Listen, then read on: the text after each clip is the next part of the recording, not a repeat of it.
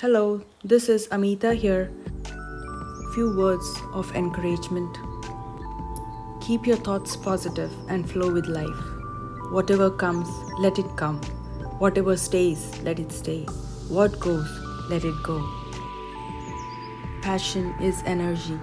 Feel the power that comes from focusing on what excites you. Go with the flow. You can't control the whole sea.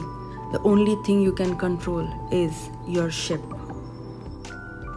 Bathe in the waters of nature.